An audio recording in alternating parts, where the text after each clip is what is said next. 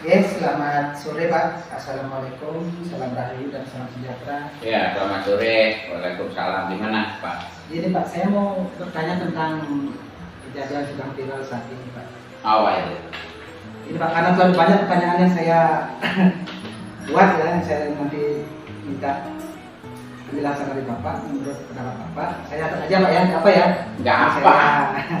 Tanyakan aja semua, nanti saya catat di sini ya, gitu loh, supaya Pak nggak penasaran dengan situasi kenapa yang Pak ini nggak tanya ke saya. Yang pertama ini Pak ya, menurut Bapak yang sudah hampir 30 tahun melakukan pelatihan pengobatan komputer dan sekaligus sebagai guru besar di IKMUI, bagaimana pendapat Bapak dengan kejadian yang viral akhir ini? Apa itu kejadian ini? Kan yang sekarang kan lagi viral nih antara pesulap merah sama pusat ya itu ya. Jadi itu pertanyaannya. Ya, oke, ya. tak dulu. Tak catat ya. Ya. Terus apa lagi? Biar sekalian nanti saya jawab dulu. Yang kedua, sebetulnya yang namanya dukun itu seperti apa sih dalam pandangan Bapak? Dukun. Ya. Oke, nah kedua ya. Ya. Terus berapa jenis dan macam yang namanya pengobatan tradisional? Oh, berapa jenis? Berapa macam itu maksudnya ya? Macam. Pengobatan Menurut pemerintah seperti apa juga penanganannya? Maksudnya menurut pemerintah seperti apa? Standarnya gitu? Standarnya ya. Standar. Oke. Karena di sini kan Bapak juga ikut juga ambil membuat peraturannya. Oh itu, oke, Ya. siapa? Yo, terus apa lagi? Ada lagi? Biar sekalian. Ya, yang ini nomor 4 kan. Hmm. Santet atau sihir itu seperti apa sih? Kok katanya paku dan benda-benda aneh? Santet, Ya. santet, sihir. Maksudnya ada tidak atau seperti apa gitu?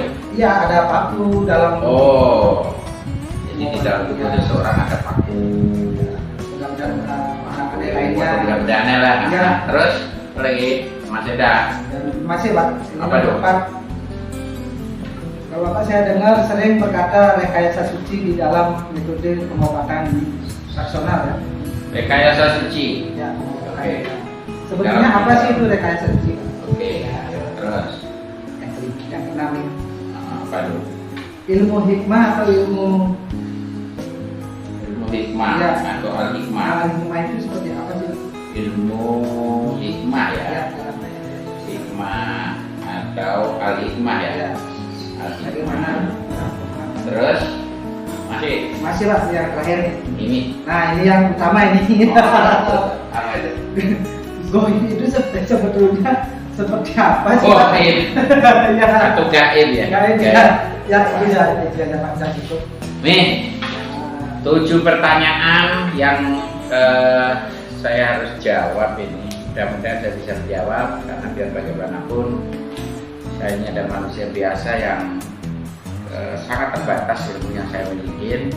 Tapi saya akan berusaha dan insya Allah berusaha menjawab dengan baik. Kalau nanti ada kurang lebihnya ya maafkan karena bagaimanapun saya manusia yang sangat kurang. Oke.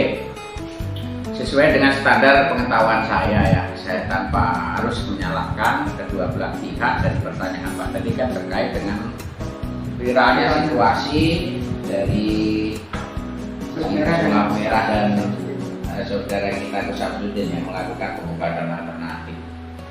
Jadi tanggapan saya tentang mereka berdua itu ya saya tidak bisa menyalahkan karena mereka memang punya koridor atau punya pemikiran yang berbeda mengenai tentang pengobatan Kusabudin. Di sisi lain, contoh aja si pesulap merah itu kan dia basicnya pesulap, tentunya semuanya harus ilmiah dan logika dari pandangan beliau. Jadi wajar juga kalau pesulap merah itu melihat sesuatu yang dilakukan oleh Kusabudin dianggap ada hal-hal yang tidak berbeda.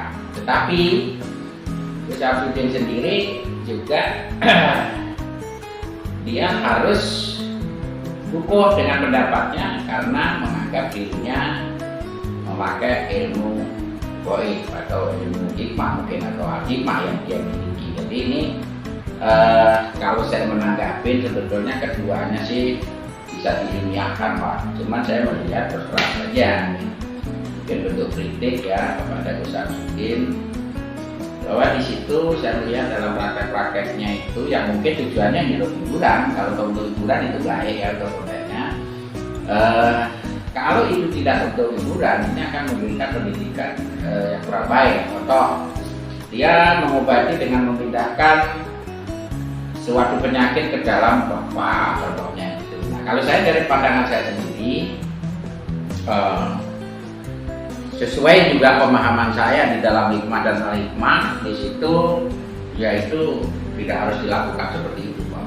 Karena yang saya tahu itu adalah teknik placebo, yaitu satu teknik yang sebetulnya punya tujuan adalah untuk marketing saja itu. Jadi untuk marketing artinya dia melakukan aktivitas pengobatan dengan seperti itu, orang mungkin supaya lebih percaya ya.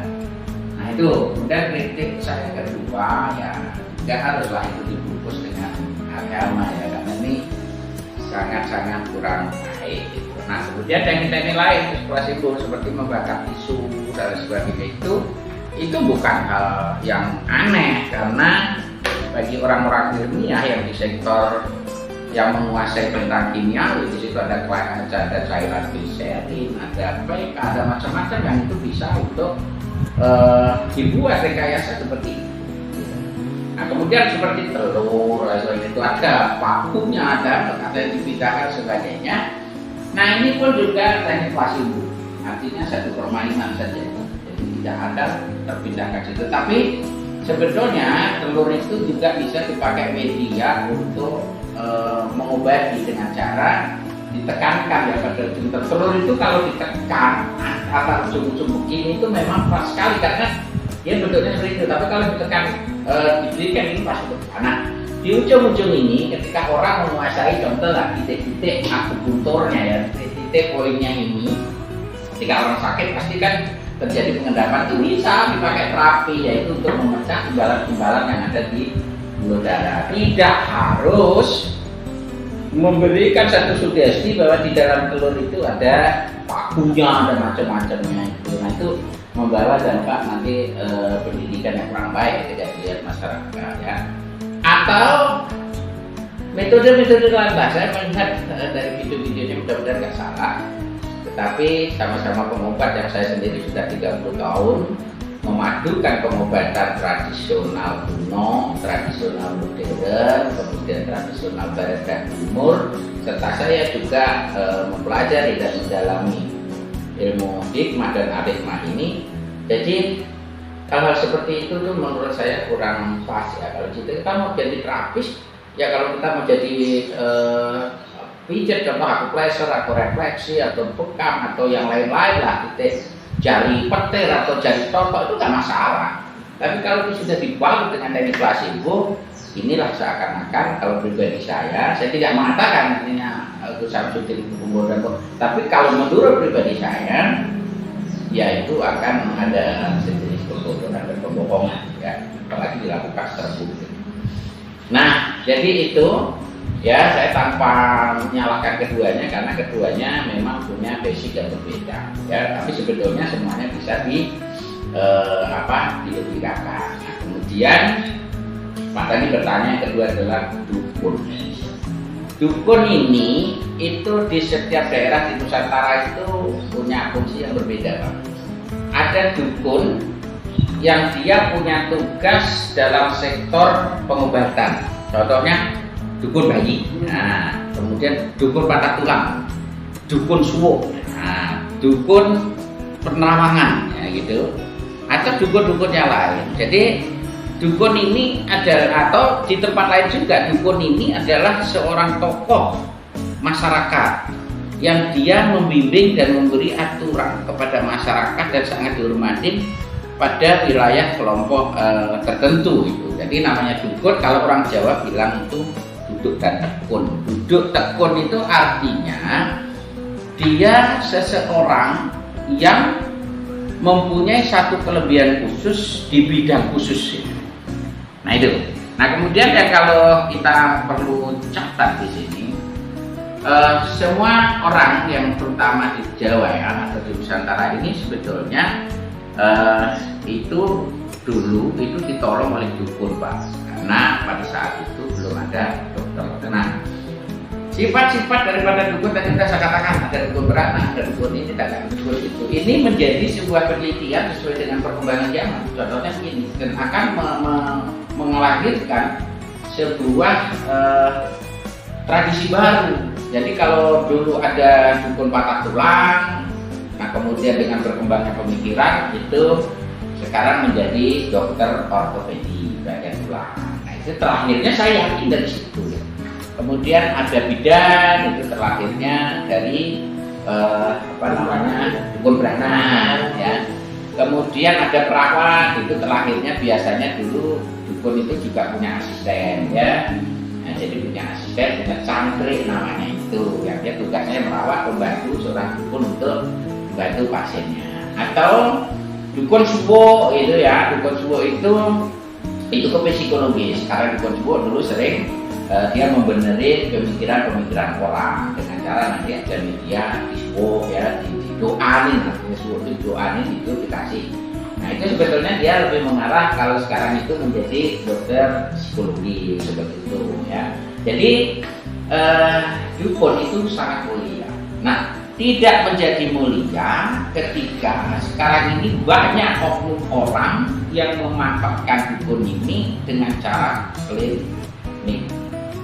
Jadi dia menggunakan lebih cenderung dukun-dukun ini menggunakan yang namanya teknik flash, yaitu minyak, yaitu disani, tipu sana sini. Wah ini contohnya aja, tempat ini kotornya, ada gini bersihkan, nanti keluar jimat, dikasih macam-macam kayak gitu. Atau dengan teknik yang telur dikasih paku kayak kelapa dikasih ini kayak pindahkan ke kampil kayak apa gitu. Nah ketika tercampur aduk oleh itu, maka dengan sendirinya oknum-oknum ini sudah melanggar kode etik perdukunan. Nah itu ya, jadi itu masalah, itu tergantung daripada karakter seseorang yang akhirnya hal itu menjebak orang, membodohi orang, pembodohan-pembodohannya tentunya dengan teknik klasik itu tadi yang seakan-akan hukum gitu ya.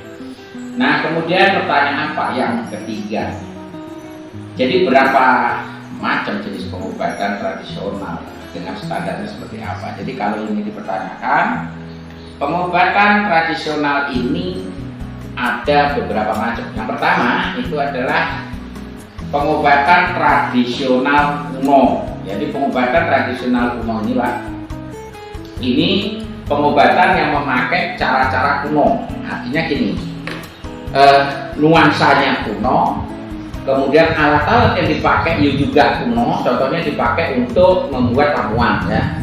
Nah, kemudian untuk terapinya juga kuno. Gitu.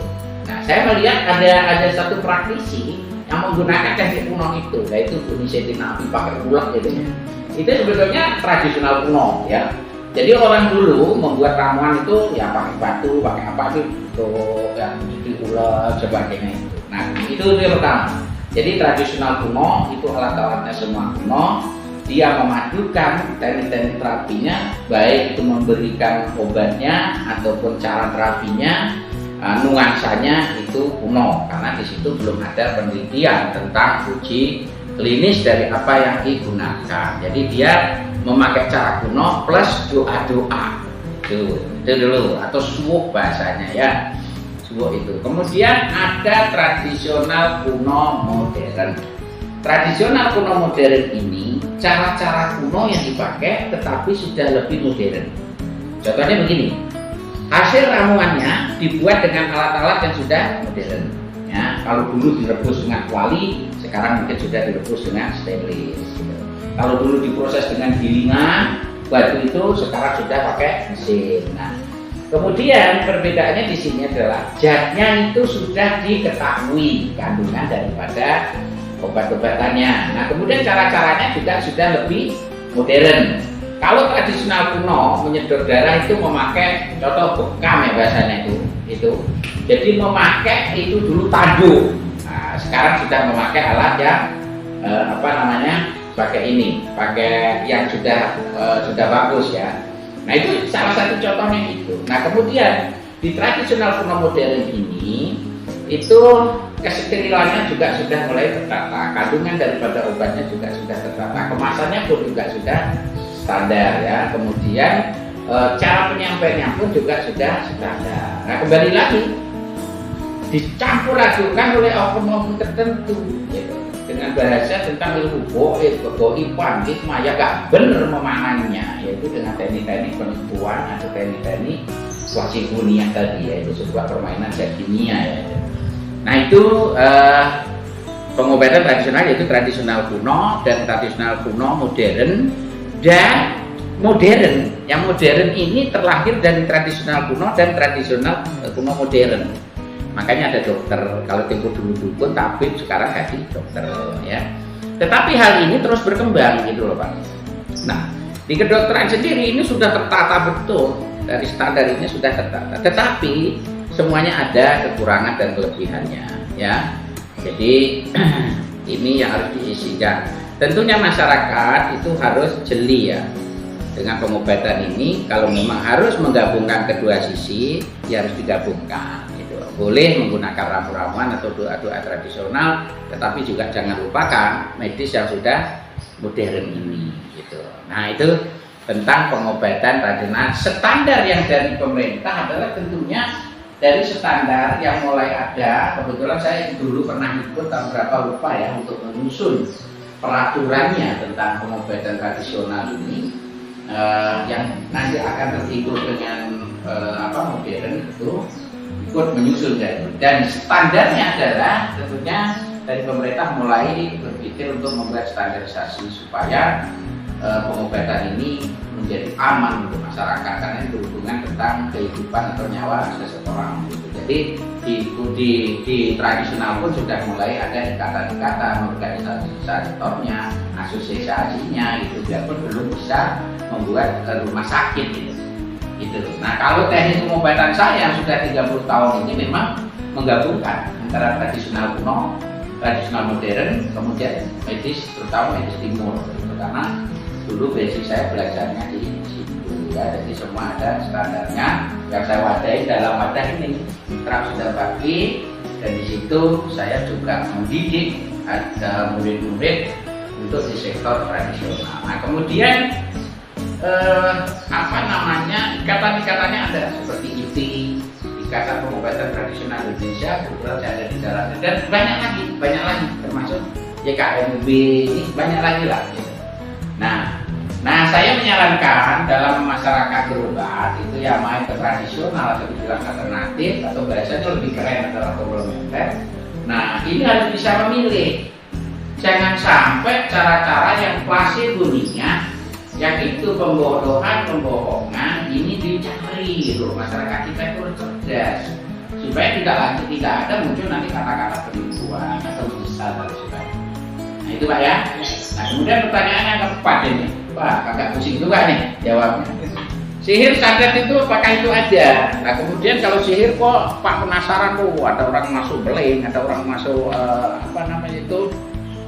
palu dan sebagainya itu. Jadi kalau berbicara tentang sihir santet ini ranahnya lebih luas Pak. Lebih luas begini, kita harus memahami.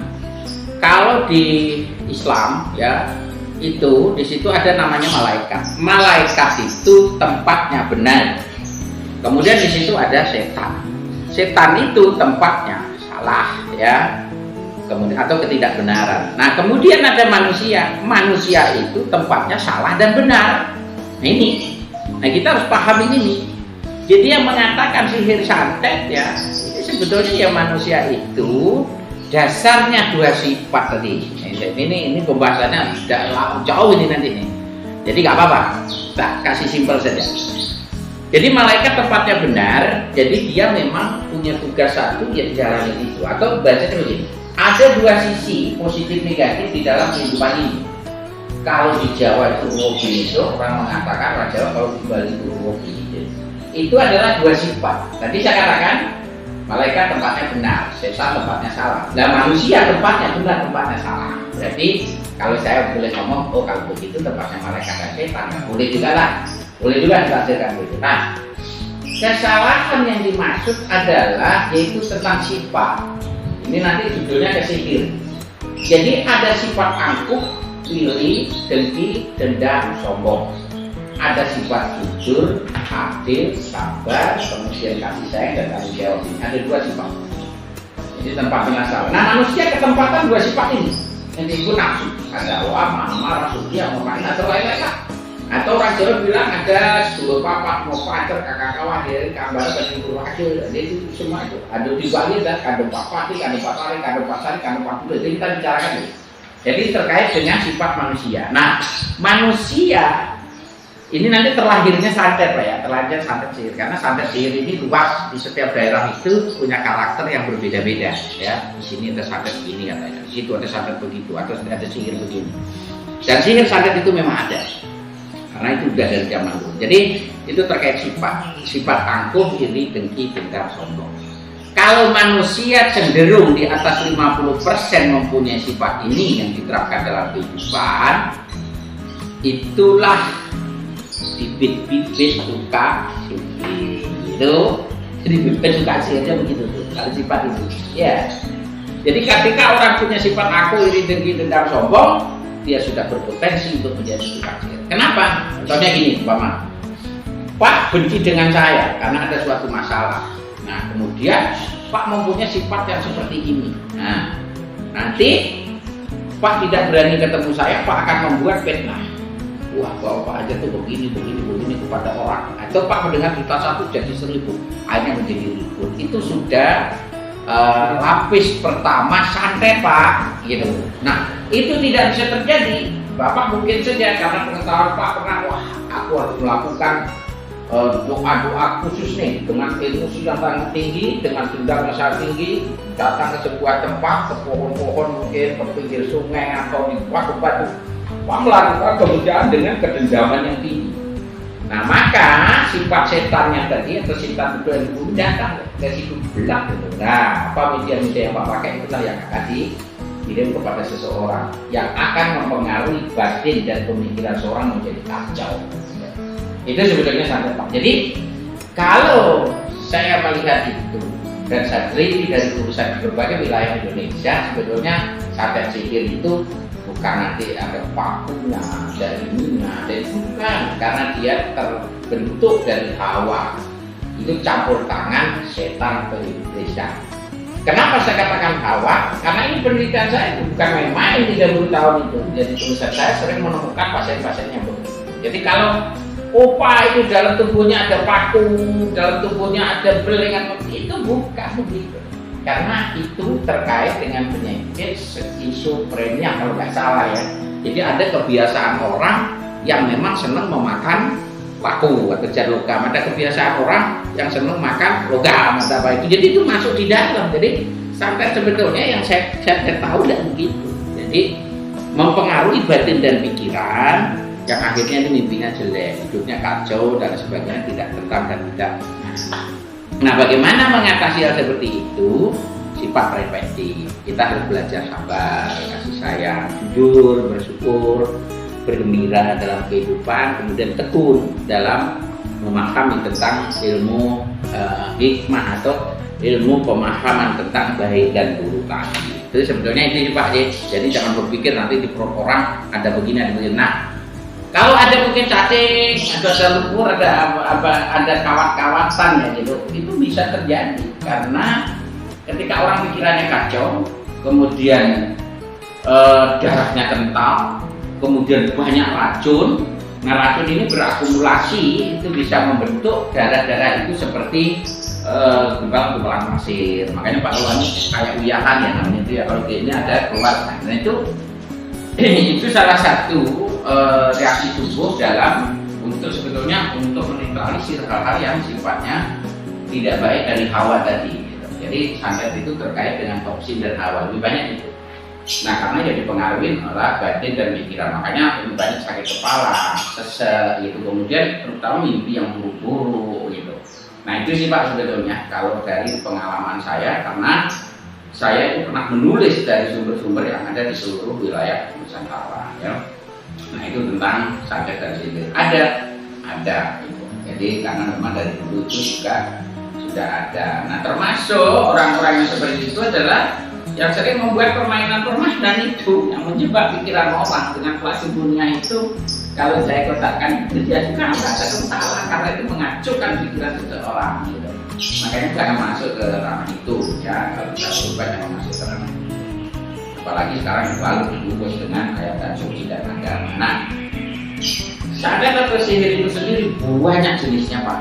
Ada santet perusak kerukunan, ada santet mahabbah, ada santet pokoknya banyak sekali kan. Itu kalau nanti mau dibahas nanti satu persatu ya.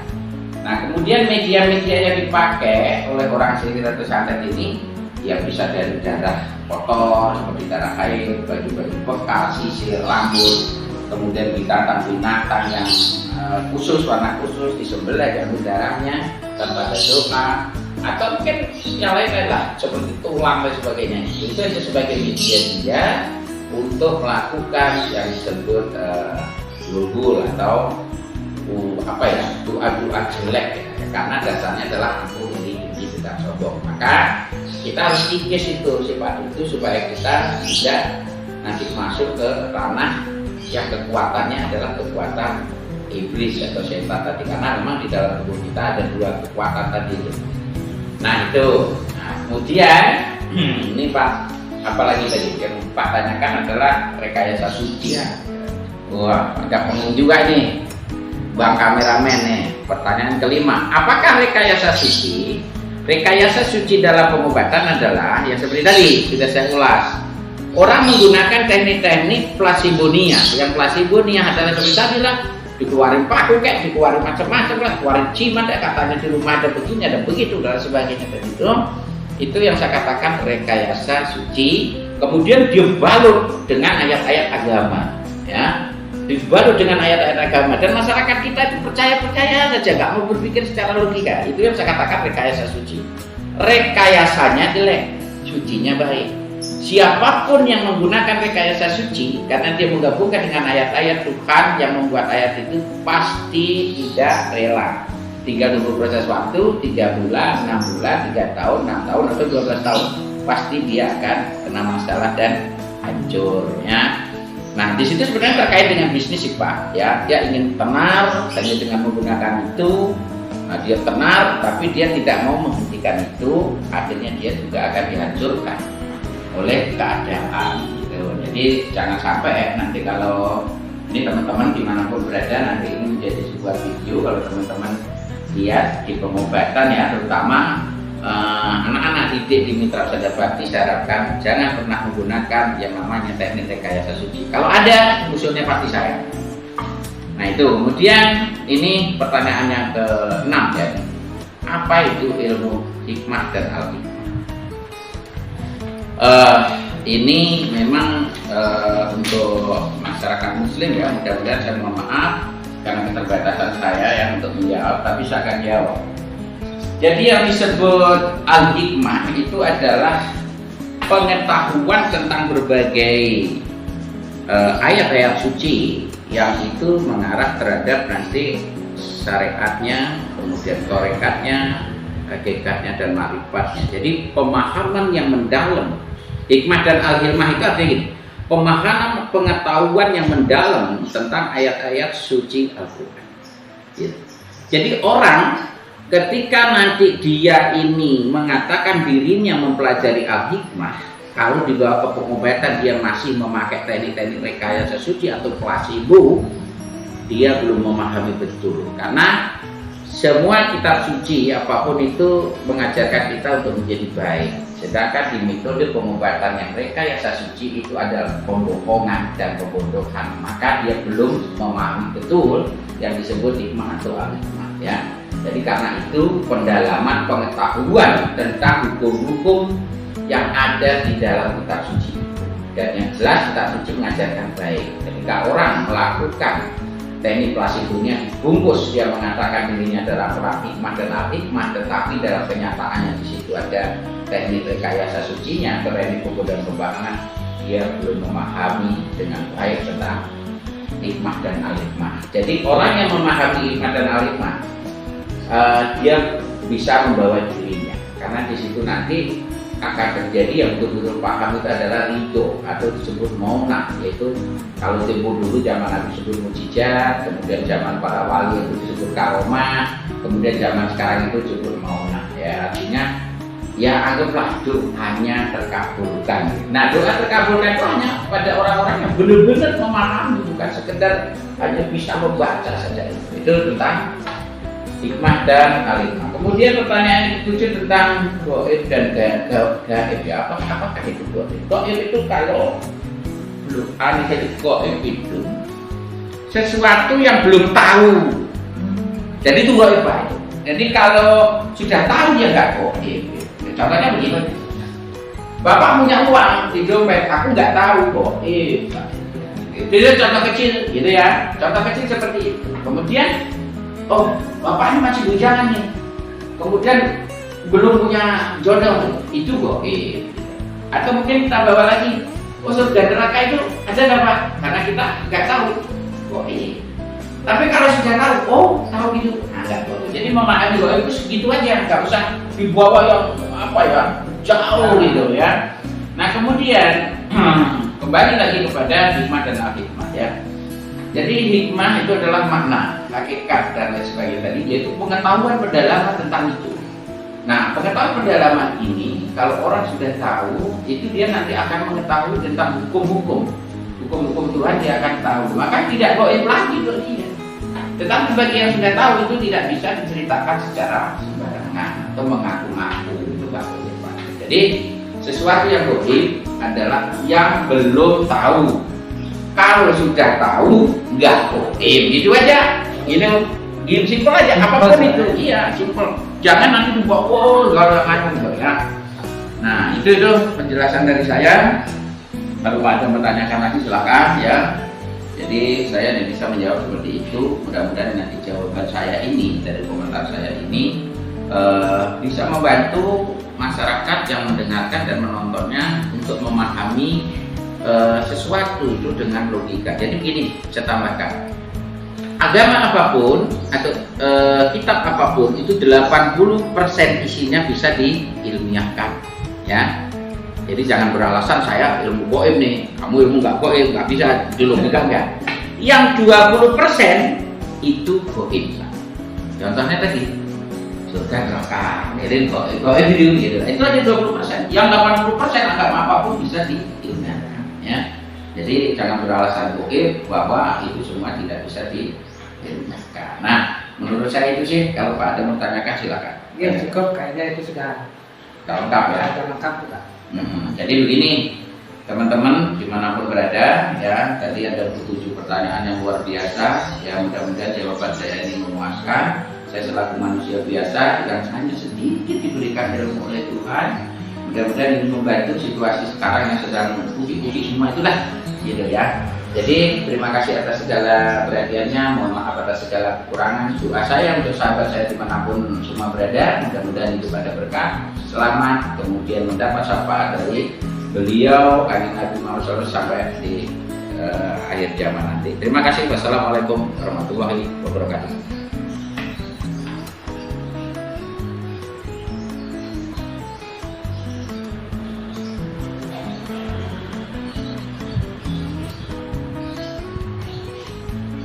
Selesai.